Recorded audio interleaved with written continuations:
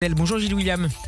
Bonjour. Et merci de nous rejoindre comme chaque lundi dans le Grand Journal. Je rappelle le titre de votre dernier livre, Journal d'un prisonnier, paru chez Fayard et classé depuis plusieurs semaines maintenant parmi les meilleures ventes d'essais. Gilles William Golnadel, premier sujet de votre bloc-notes ce lundi.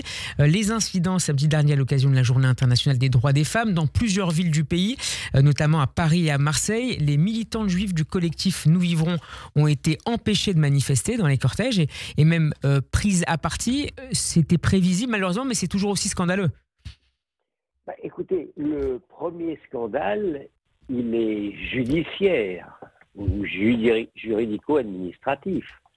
Vous avez le préfet Laurent Nunez qui avait décidé d'interdire cette manifestation à haut risque, dont d'ailleurs les participants étaient déjà intrinsèquement scandaleux. Vous aviez non seulement le groupe extrémiste Urgence Palestine, qui devrait être urgemment dissous. Je rappelle qu'on a dissous Génération Identitaire. Et vous aviez surtout l'organisation Samidoun, qui est incontestablement liée au groupe FPLP, qui est classé officiellement terroriste par la France.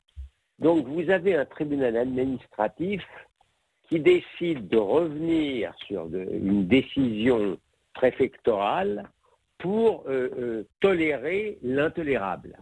Et l'intolérable a été constaté, à savoir qu'on a crié à l'intifada, on a appelé à la destruction de l'État juif, ce qui était à prévoir est arrivé.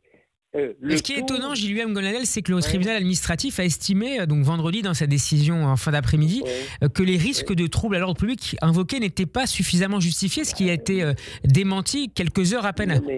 Non mais encore une fois, ça n'est même pas j'allais dire, il ne fallait pas être grand clair, mais sur le papier, comment tolérer qu'une organisation liée à une organisation terroriste puisse organiser une manifestation en France, à Paris, surabondamment dans le contexte de l'antisémitisme qui s'accroît de manière exponentielle. Je suis désolé d'avoir à vous dire que c'est une décision idéologique. C'est tout. Il n'y a pas à tourner autour du pot. C'est ainsi. Donc, il faut comprendre dans quel contexte les Juifs français vivent aujourd'hui en France en général et dans la région parisienne et Paris en particulier. Voilà. Aurore Bergé,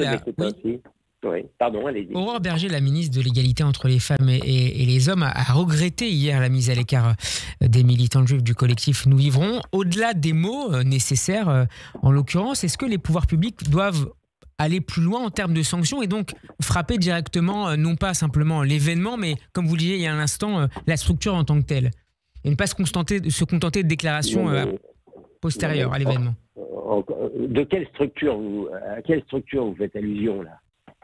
Par exemple, l'urgence Palestine. Le fait de considérer qu'il est inadmissible que ces femmes-là soient écartées, c'est peut-être pas suffisant. Non, mais là, entre nous soit dit, il n'y avait pas qu'urgence Palestine.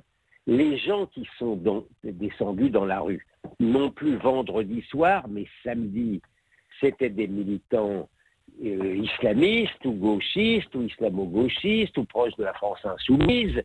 Et ceux-là ont complètement dénaturé le combat féministe. Ils n'avaient rien de féministe et tout de pro-Hamas. La réalité, elle est là. Et donc, il n'était pas question de tolérer non seulement, il faut dire les choses, vous pouvez penser ce que vous voulez de Némésis, mais à mon avis, c'est assez féministe de défendre les femmes françaises qui ont été violées par les OQTF, et il n'y a que cette association qui les défend, c'est tout ce que je constate.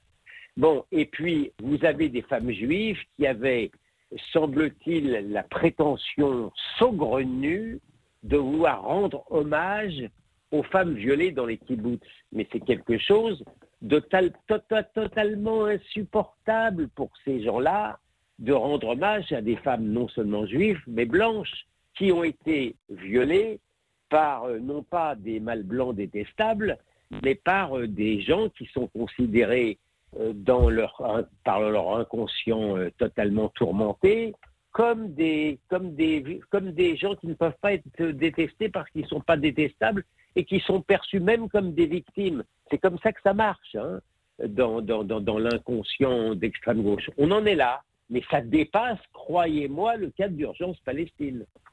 Je voudrais qu'on s'intéresse à présent à l'actualité internationale, notamment à ce qui se passe en Syrie depuis quelques jours. Plus de 1300 personnes ont été tuées selon l'Observatoire syrien des droits de l'homme à la suite d'affrontements entre milices alaouites proches du régime déchu de Bachar el-Assad et forces de sécurité du nouveau pouvoir dirigé par l'islamiste Ahmed al-Shara. Des exactions contre des civils ont été assez largement répertoriées. Est-ce que vous considérez, Gilles-William Golnadel, que l'Europe est beaucoup trop naïve et conciliante avec les nouvelles autorités syriennes qui n'ont pas forcément clairement coupé les ponts avec l'action violente légitimée par l'islamisme?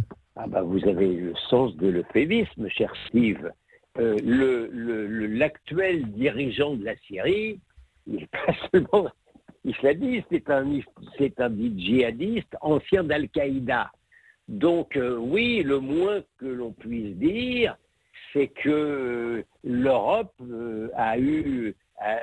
n'a pas eu grand esprit de rancune en serrant la main de ce type-là, y compris monsieur le ministre des Affaires étrangères, Barrot, dont le seul acte de courage, c'était de reprocher à monsieur Bardella d'avoir serré, je cite, la pince du ministre israélien Chikli. Mais quand il s'agit de la Syrie ou de l'Algérie, on est infiniment plus respectueux du langage diplomatique. Ça s'explique par des intérêts économiques? Même pas. Très sincèrement, je ne crois pas. Je crois que dans l'esprit de M. Barrot, il y a d'abord, il est le représentant du Quai d'Orsay, qui a toujours manifesté par rapport à l'Orient arabo-islamique une manière d'esprit de soumission ou d'obséquiosité. Il pense que toujours en prolongeant cette diplomatie, il se croit distingué, élégant et intelligent. En réalité, ils sont aujourd'hui dans la soumission. Donc il y a eu un massacre terrible en Syrie sur 3 jours. 1000 morts, des civils innocents, des femmes, des enfants qui avaient le malheur d'être alaouites ou chrétiens. Et effectivement, pour répondre à votre question, on ne peut pas dire que la classe médiatique et politique soit à la hauteur de ça. Vous avez un article du Monde. La seule référence un peu morale dans cet article du Monde d'aujourd'hui, c'est de stigmatiser Israël. Israël qui est censé instrumentaliser la douleur des Druzes. Voilà, Israël n'a pas le droit de penser qu'effectivement, compte tenu des rapports entre les Druzes et Israël, notamment les Druzes israéliens, oui, ils se sentent dans une manière d'obligation morale de défendre les Druzes martyrisés en Syrie, et certainement aussi les Kurdes. Ah ben non, dès l'instant où il s'agit d'Israël, il s'agit d'instrumentalisation. Voilà ce qu'est devenu ce journal de référence. Une dernière question, toujours sur l'actualité internationale. Ouais. Une délégation israélienne est attendue dans l'après-midi à Doha, au Qatar, alors que beaucoup s'étonnent de l'établissement de discussions directes entre les États-Unis et le Hamas. Discussions coordonnées, dit-on désormais à la fois à Jérusalem et à Washington. C'est une erreur majeure de l'administration Trump de démarrer ce dialogue avec le Hamas? Écoutez, si c'est pour sauver les otages, franchement, j'en suis pas à ce genre de choses, négociations directes comme ils le font, négociations indirectes comme l'a fait le gouvernement Netanyahou. Ce qui compte, bien entendu, c'est de sauver la vie des otages sans mettre en péril la sécurité israélienne.